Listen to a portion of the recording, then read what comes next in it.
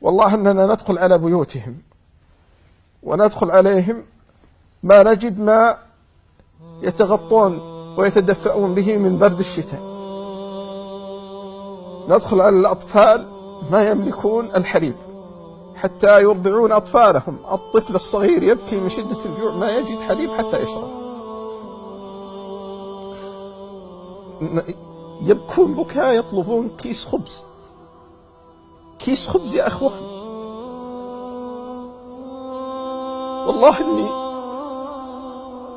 أمام أحد البيوت بالخطأ أمشي، يعني رجعت بقدمي فوطأت على كسر خبز يابسة،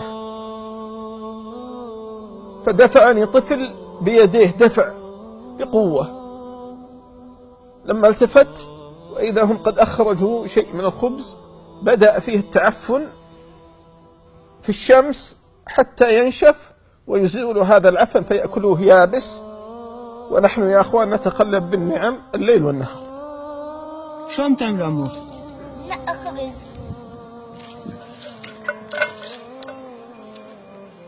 العالم بطرانة نحكي بالخبز هون.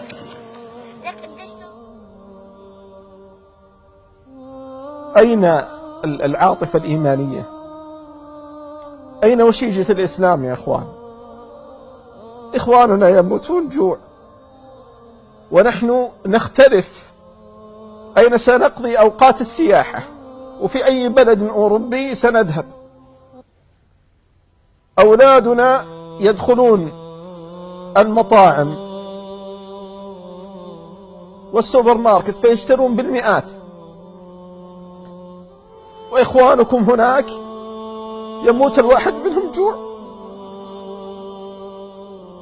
يا أخوان لا يؤمن أحدكم حتى يحب لأخيه ما يحب لنفسه. يا أخي دعنا من هذا كله. ماذا ستقول لما تقف بين يدي الله جل وعلا يوم القيامة فيسألك ماذا قدمت لإخوانك؟ ماذا لو تعلق برقبتك يوم القيامة طفل من أطفال سوريا الذين يموتون جوعا، وأن تملك ما تملك من المال ثم لم تقدم لهم ولا ريال، ولا تقدم لهم ما أمرك الله جل وعلا به؟ إذا لم تنفق الآن متى ستنفق؟ وإذا لم تقدم الآن متى ستقدم؟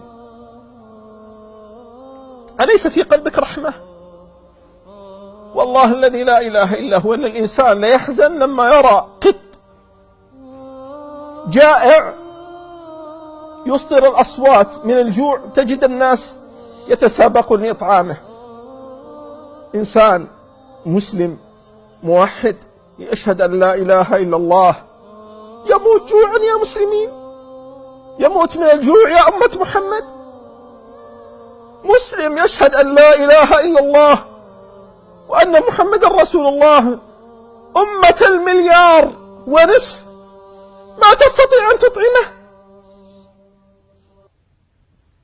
يا أخوان هذا وقت النفقة، هذا وقت الصدقة، هذا وقت المبادرة، هذا وقت نصرة المسلمين.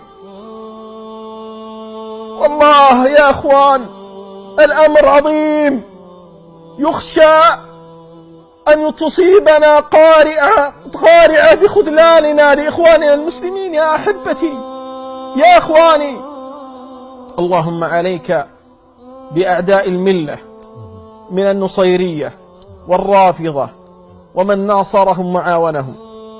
اللهم انصر إخواننا المستضعفين في الشام. اللهم إنهم جياع فأطعمهم، اللهم إنهم جياع فأطعمهم، اللهم إنهم جياع فأطعمهم، اللهم إنهم عراة فاكسهم، اللهم إنهم عراة فاكسهم، اللهم إنهم عراة فاكسهم، اللهم إنهم خائفون فأمنهم، اللهم إنهم خائفون فأمنهم، اللهم إنهم خائفون فأمنهم، اللهم إنهم مخذولون فانصرهم، اللهم إنهم مخذولون فانصرهم، اللهم إنهم مخذولون فانصرهم. اللهم ربنا، اللهم ربنا انقطع الرجاء إلا بك يا ربنا يا مولانا.